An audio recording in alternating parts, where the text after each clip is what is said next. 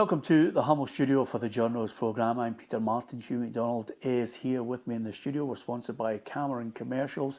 If you're looking for a quality new or used van, then Sean is your man. Go to CameronCommercials.com and they'll be able to get exactly what you're looking for your business.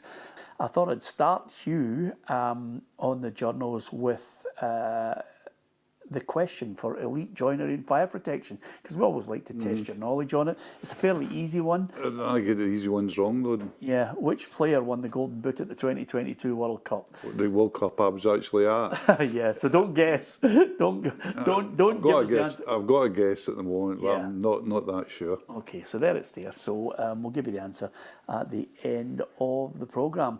I think we'll start off with a message of support to three people in particular, Hugh. Sir Kenny Dalglish, Kevin Keegan and John Barnes. Incredible, isn't it? Three Liverpool superstars. Kenny and Kevin were superstars elsewhere, as was John at Watford, of course. All our support goes to them. My thoughts are with them. Yeah, absolutely. Cancer at the best of times, we look and long for someone to provide, that cure. And hope that somewhere along the line AI can accelerate the process of finding the cures for it. But Kenny's a battler, and the irony of it is the two number sevens. I mean, I loved Keegan when he was younger. Oh, I don't think you could watch Keegan and not love him. He was just a bundle of energy, of commitment, good technique as well. Played off big Toshak. I always think that was for people of a certain age, that was the iconic era, the big man and the little man. Was he a type of player, Hugh, that had to work hard at his craft? I think so. I think he sometimes, because of that, people say, he wasn't technically that. He was technically, but he had to work at it. I mean, but they all at the top level really work at it. But I don't think he was as gifted, well, in my view, not as gifted as Kenny. And I always remember when Kenny Dalglish was going down to Liverpool, a mate of mine was working in one of the Liverpool papers, was a Liverpool supporter, and he said, what are we getting here? And I says, well, you're getting a player that's better than Kevin Keegan. And I think that verdict stood the test of time, because I think, in my view, Dalglish is the best Liverpool player ever. And we'll do the top 50 Scottish players, etc. But I think he's the best player, best Scottish player ever as well. Yeah, and John Barnes, for me, at a time when Kenny signed him, a lot of people looked and thought to themselves, is John Barnes the style of player that Liverpool usually sign? People forget that. One of Dalglish's great things was his eye for a player. People forget, people say, but he was buying at the top end, yeah. But when at Blackburn, he was buying players and he sold them on. I think he bought Shearer for 3 and sold him for 13. He bought Sutton, sold him to Chelsea, bought Lasso, Batty. There were so many Sherwood that he bought and went on as well. I mean, Blackburn got a great deal with him, but they made money out of him as well. And it seems funny now for players to look and say, how could Barnes not be a Liverpool player? One of the things it couldn't be was Barnes liked to be on the ball. He liked to dribble. He liked to hold the ball. And as we all know, us of a certain age, Liverpool is always about pass and move. 1-2 touch. That's the way they trained. They trained in a sort of box where you played one touch, just pass and move, pass their edge. So that was a simple thing that the boot room, Fagan and Paisley and Moran, even beyond Shankler used to say, just pass it to a man in the red shirt and run. It's a five-a-side mentality, isn't it? Absolutely, that's how they trained as well. And Barnes was just, I've been watching a little bit, you just go down YouTube, Hogs and the way I do at night. The Nottingham Forest game, when they won 5-0, just amazing. That's probably, for a team that's won multiple European Cups, that might be the signature performance. Yeah, absolutely. We wish all three of them the very best, a speedy recovery for Sir Kenny, a real battle on Kevin Keegan's hands right now, but I think everybody, not only from Liverpool, Newcastle, Hamburg, the entire country of England and the UK, if you're a football fan. Kevin Keegan is up there, and he's certainly left a legacy on his playing career that I think he should be proud of. So with that in mind, John Barnes as well. I think it's a great story, the battle against prostate cancer. So let's hope we see some positive news there. To football issues, Hugh, Robbie Keane or Martin O'Neill, it looks as if it's down to 2 if we're led to believe the stories that are coming out at the moment. So with that in mind, there seems to be this club, Celtic at the moment, never too far away from controversy. If Robbie Keane were to get the job, then you have a section of the support who are not happy because of his association with Maccabi Tel Aviv. Your take on it? That, I think, I think that takes grievance procedures to an extraordinary level. I don't think you can. Well, obviously you can, but I don't think it's rational to blackball somebody from where they worked before. It's guilt by association is where we're going with this. And I just think that's just, I think that's a step too far. My problem with the recruitment policy is not that. I mean, I'm quite sanguine about, you know, where somebody has earned his money before. It's that round about Christmas, they knew they were going to need a new manager in the summer. And what we're talking about, 6 months on, the shortlist is so constrained, you know. Narrow-minded? I think so. I mean, I think there's an argument to say that that's understandable because they get, you know, to go outside the box. I think they were scared off a bit with Nancy, you know. We went outside the box for him and it was a disaster. But Nancy was a specific circumstance. I think if you get a young guy in, he's got a summer, you know, to work on his plans. And I honestly think, I'm not saying he would have been a success, but he would have had a better chance if he'd had a pre-season, I think. Since 2000 though, Hugh, with Dermot Desmond more or less in that majority shareholder position, you've had, you know, one monumental failure, which is Nancy. The second one is Ronny Deila, and he won the title. Yep. And you know, where else has been the pitfalls? I think Tony Mowbray, you know, he didn't do well, and I think what it seems to be, if you look back at, and let's be honest, it looks more and more. It doesn't look. It's a Dermot Desmond appointment. The way of things, and that goes back to Martin O'Neill. We know that, for example, at Martin O'Neill time, you know, Hiddink was strongly linked with the Celtic job, and the story is that Dermot put his foot down and said no, Martin O'Neill. But in the intervening 2 decades, there has been a very simplistic way about going about the Celtic manager. Now, domestically, it's worked. I mean, even Deila, who was less than spectacular, had domestic success. But the Celtic fans, I think, crave a bit more at the moment. They crave something in Europe, and I think it's narrow-minded on the point, Hugh, that it seems to be at the moment, you know, out with. It seems to be this Irish connection. Well, it's what's in his contacts book, you know. Yeah, and I also think they've missed a real trick with Jens Bertolaskau. But to the two people that are in the running for the job, Robbie Keane's, you know, when you look at his credentials overall, you know, he's got a situation here where he's been in charge. Won the league title with Maccabi. Ferencváros, he won a league and a cup. Although the criticism that he's had there is, I think he had 3 times the budget of everybody else in the league and lost it this season. But nevertheless, he did have a good position of 12th in the Europa League, well above what Celtic could achieve. So, I mean, he's got credentials. Has he got the potential at his age now as a young man to be the ideal candidate for Celtic, brushing aside the politics which seems to be going hand in hand at the moment with some of the fan base?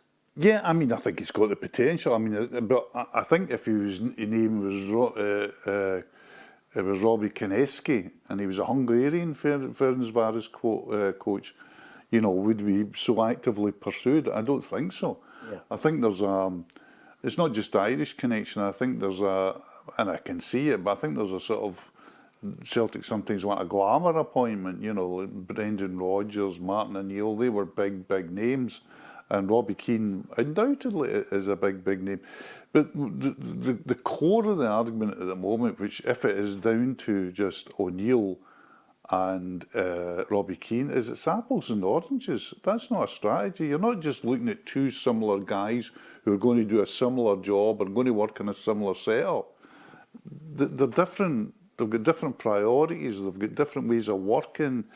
I mean, in an ideal club, you started with your head of football appointed. I mean, there's been rumours coming that Martin O'Neill might stay on an advisory capacity. And you say, well, what kind of advisory? You know, if you've got a head of football, then you've got another man. You know, too many cooks. Yeah.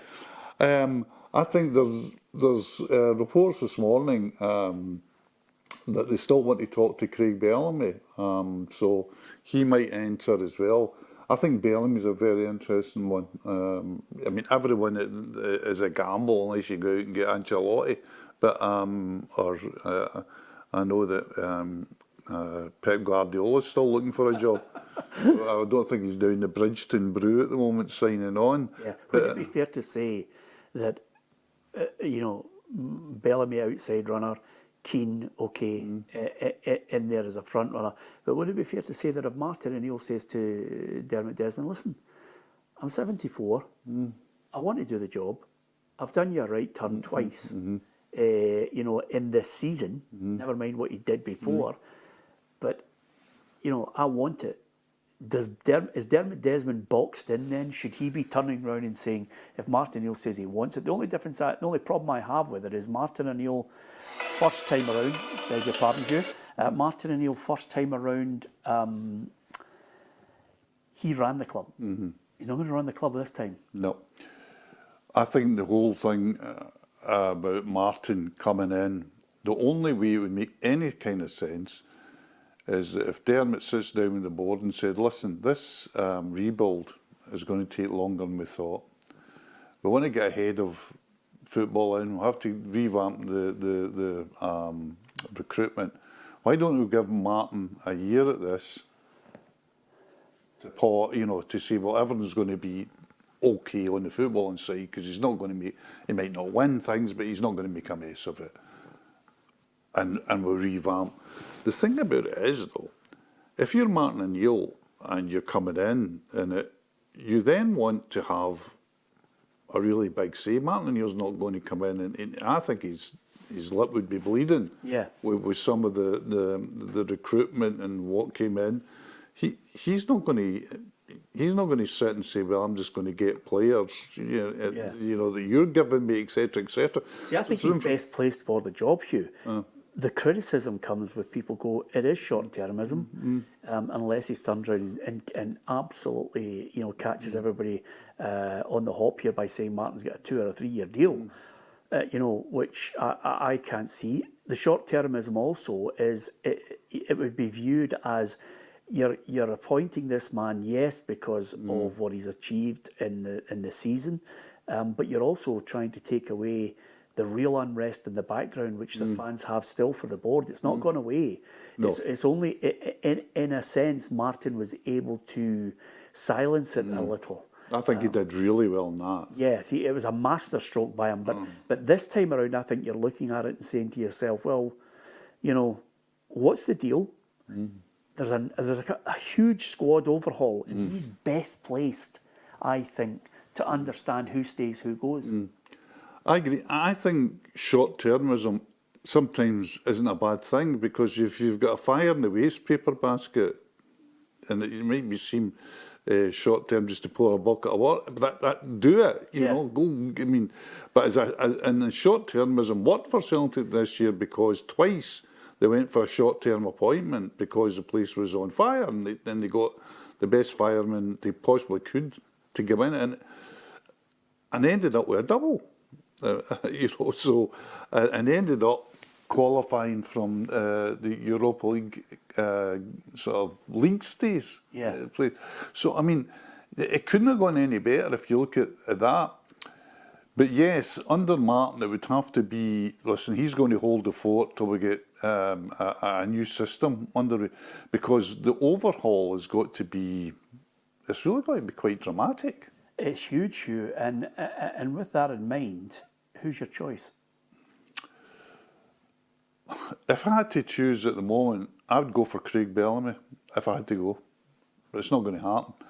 If it's out of the two, I would go for Martin short term. I would say to Martin, have a year. You're going to be, you're going to be working in a system.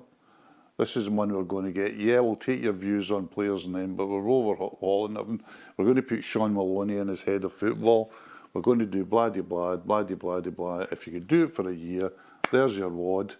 There's your bonus if we do it. And I would say sometimes short-termism works out. And does he have any leeway in demands? I think Martin is smart enough to demand that, to say, listen, I want to have a strong say in players, whether he opts for a veto or not. But that also shouldn't be part of the strategy going forward. The strategy going forward, I think, if you look at the way clubs work and have worked really successfully, I think you've got to look at the Fenway group. People say the City group at Man City, etc., etc.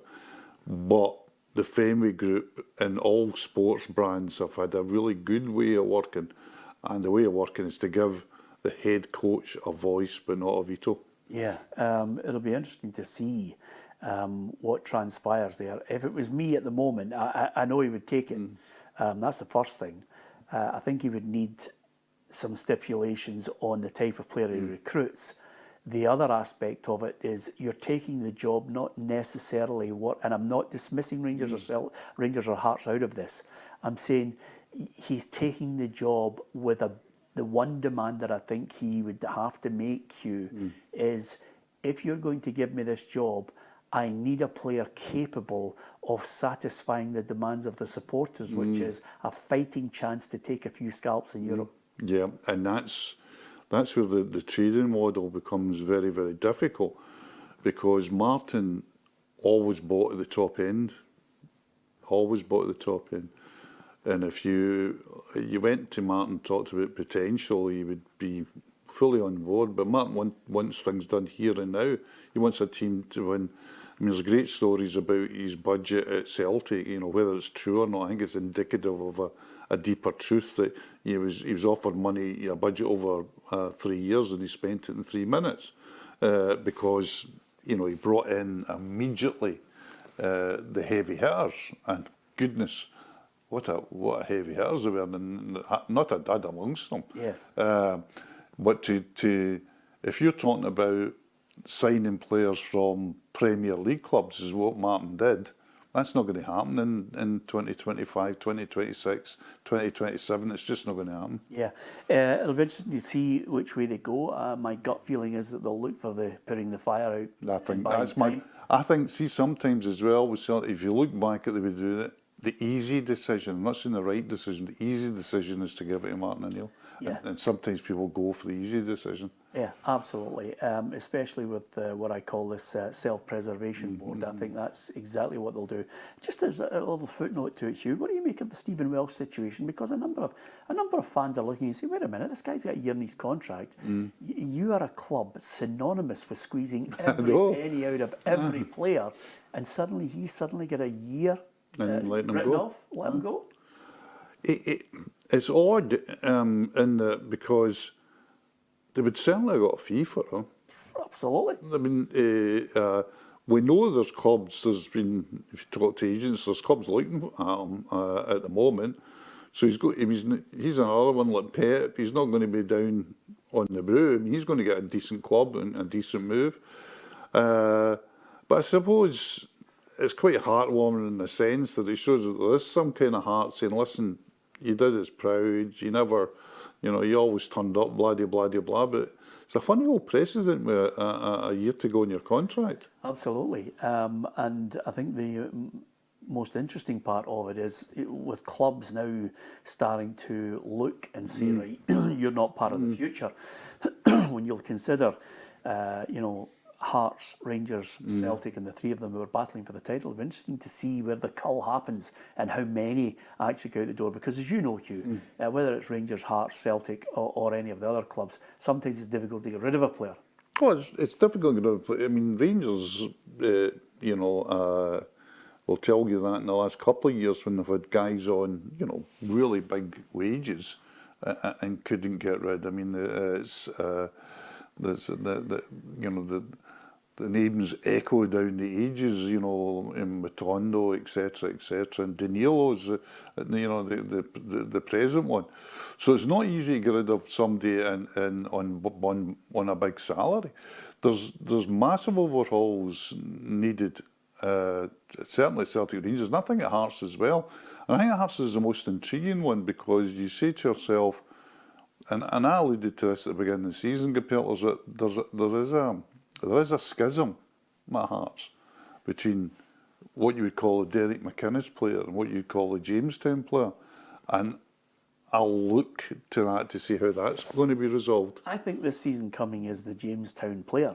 I don't think the Jamestown Analytics was credited for almost winning the league, Hugh. I think it was Derek McInnes inheriting the players. I think so, and it was Derek McInnes' ball. It wasn't Jamestown ball. It was the way McInnes plays, get the ball up fast to a front three that can score and get danger, make the midfield generally very, very solid, very aggressive.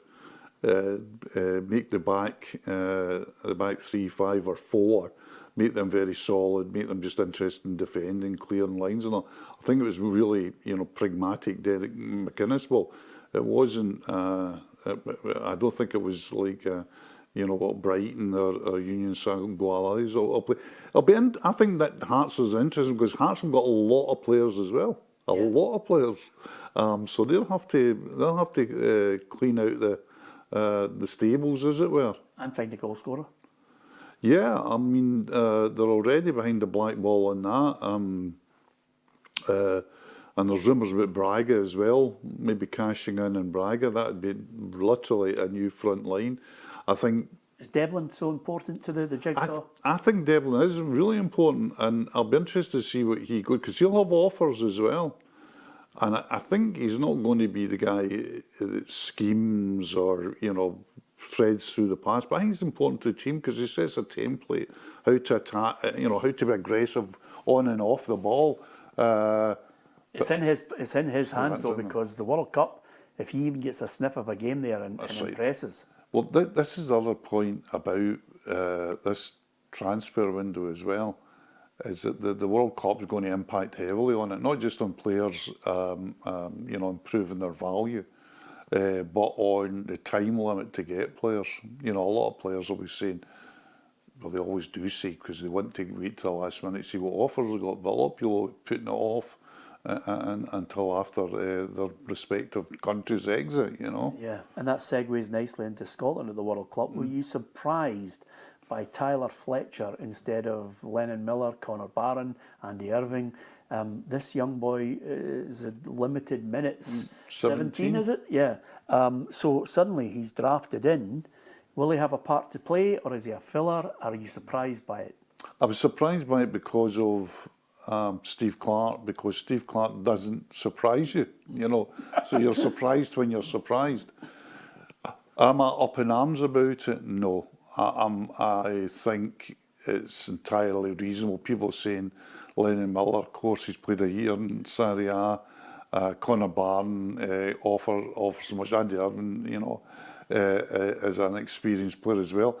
But I think with you can't hit Clarke over the head with being unambitious and not having a pathway and not bringing players through, and then when he does it, hit him over the head for doing it.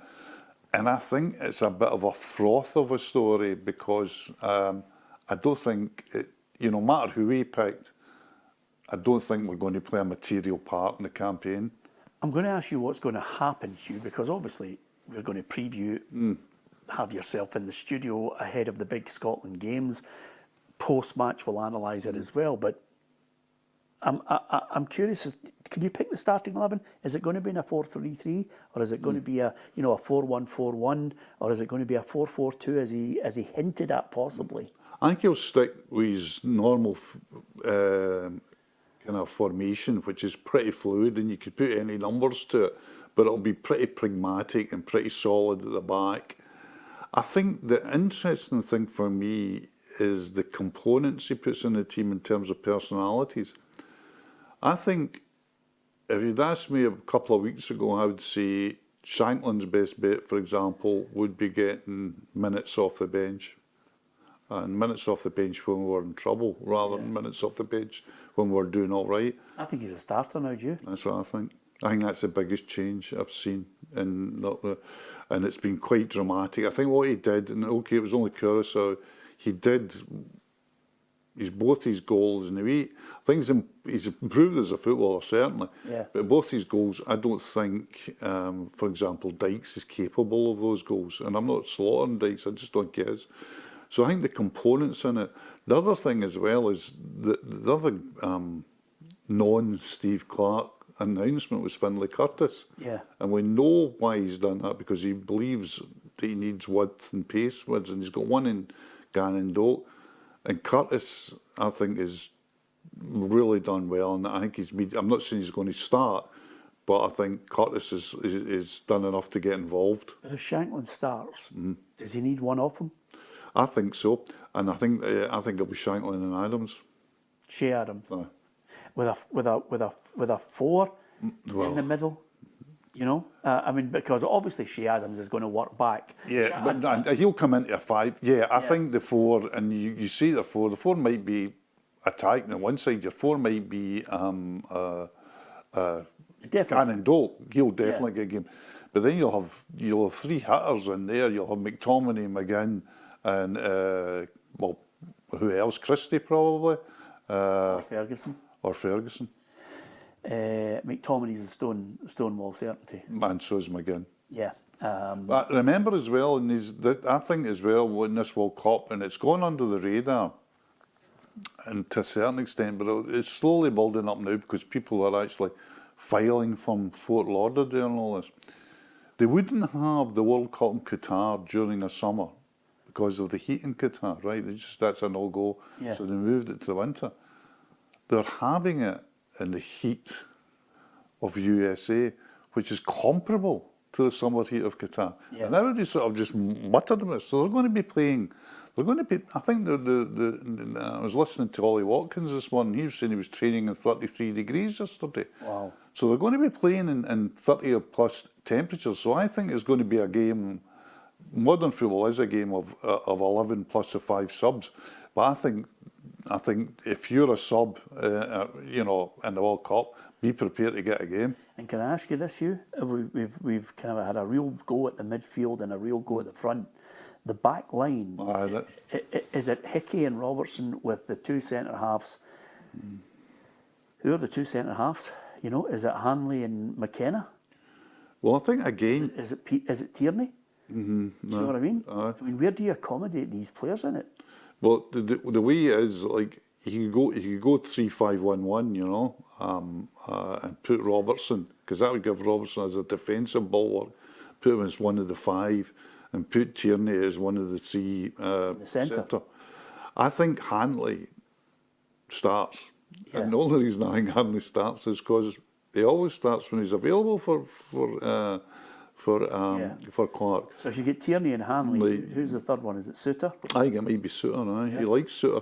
And Guns in goal. It looks like it. Yeah, he's number 1. It looks like it.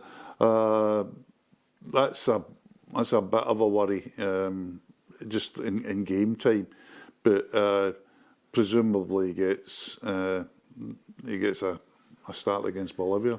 What's going to happen, Hugh? Because quite simply, you have a friendly where Haiti thumped New Zealand 4-0. They didn't have one of their best players there. I think he got delayed by some problems with getting into the country. But nevertheless, I don't see it as a given. I don't know where this is going. I genuinely cannot work out from what we witnessed in the Euros, I hope there's a different Scotland. I think there will be. I think he might have a different attitude to it now that he's got his secure contract in place. I hope he is not adventurous to the point of gung-ho, but I want Steve Clarke to actually give us something more to hang on to before we even contemplate Morocco and Brazil. Yeah, I agree. There is those of us again of a certain age where we were qualifying for World Cups and Euro finals on a regular basis will be aware of the process where we would go to World Cups and say, well, this is a gimme, Peru's a gimme, Zaire's a gimme, Iran. Costa Rica's is a gimme. And there's a pattern emerging here, this is a gimme. Now Haiti, everybody says, beat Haiti and we're through. That is not automatically true because you could get 3 points and not go through. But this just glib assumption that we go through, it frightens me. Dismissing them. Just glib, just like, well, that's 3 points. And what, the two teams that are in the group above us, I think we're all core decent outsiders to win the thing. I don't think they will, but I think they can. And Brazil, who I think are not by no means the strongest Brazil that go into the World Cup, they've still got real merit, and they've got Ancelotti. I was going to say to you, they've got the best coach in the world. And it's certainly the best coach of top players in the world because he just handles them. And he's so clever. I was a wee vignette about him. I was talking to Tim Vickery, the Brazilian journalist, and he said that on the first press conference that Ancelotti had as Brazilian manager, he gave it in Portuguese. So he'd learned Portuguese, which we know is a similar language. It's a romantic kind of language, and he already speaks Italian and Spanish, so he can. But he said, and it was two things really clever. One, it was telling everybody, I'm invested in this, I want to learn your language. The other thing was, because it was Portuguese, he was making me think, I can't say too much because I'm talking in Portuguese. So he'd shut down, and how clever is that, and he's so, I think we'll know pretty soon in the World Cup what we're up against, and that will be when the ball kicks off against Haiti. Are you confident? No. I'm Scottish. Yes, absolutely. I must admit, I have my doubts about it. I hope I'm proved wrong by the football that we watch.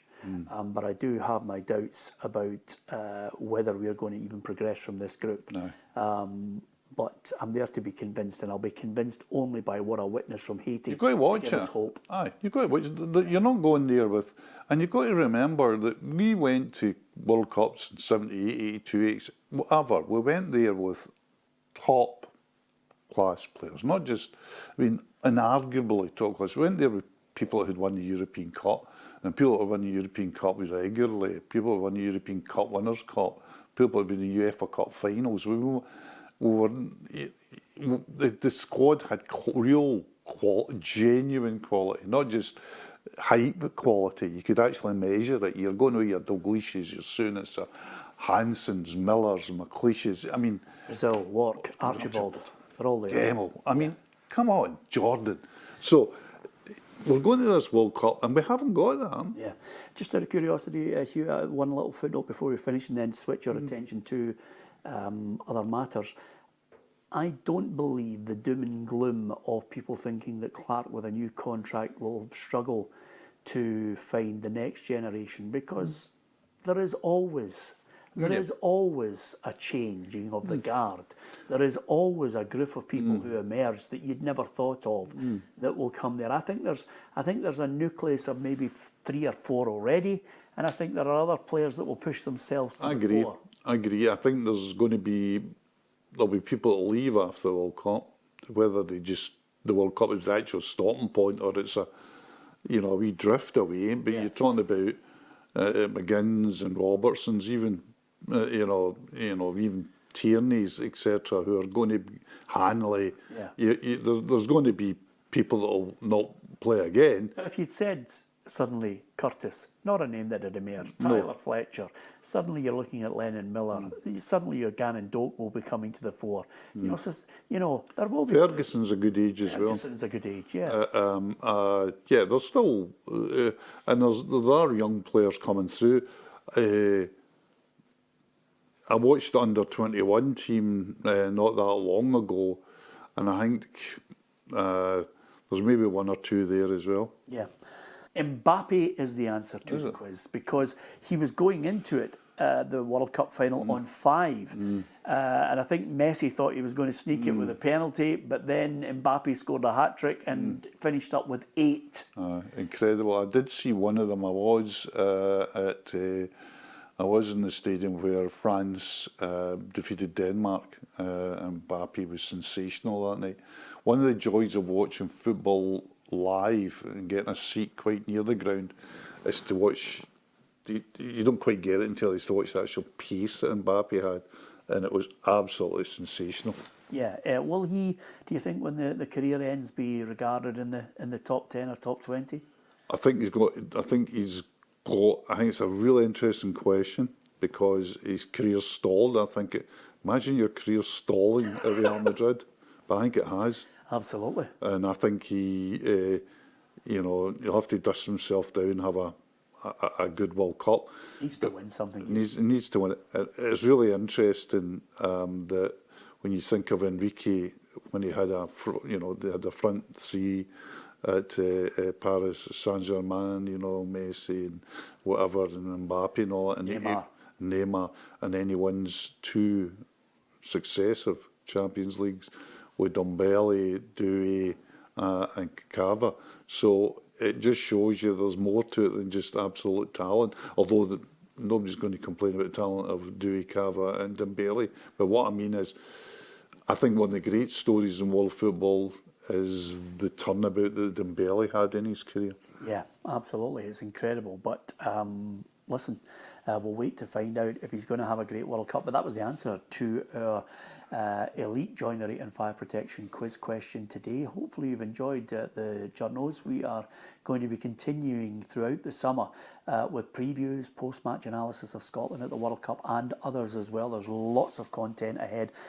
We will have Straight Talk back, where I'll be interviewing various people from all walks of life throughout the summer, as well as Hugh and I. We're going to get in a car, Hugh, and we're going to be on a travel shortly. That's all I'm going to say. I'm looking forward to it. You? Yeah, nice wee huddle, and I like a wee huddle. Yeah, for the benefit of anybody under 30 years of age, have a look at Huddle. There's nothing untoward. It's basically getting in a car, reminiscing, going and talking about football, and I hope you're going to enjoy that as well with Hugh MacDonald. From everybody here on the Journos, don't forget to hit the subscribe button on PLZ Soccer's YouTube channel. Come and join the PLZ family. There's lots of interesting things happening over the summer. From Hugh MacDonald, from myself, Peter Martin, thank you for listening. Thank you for watching.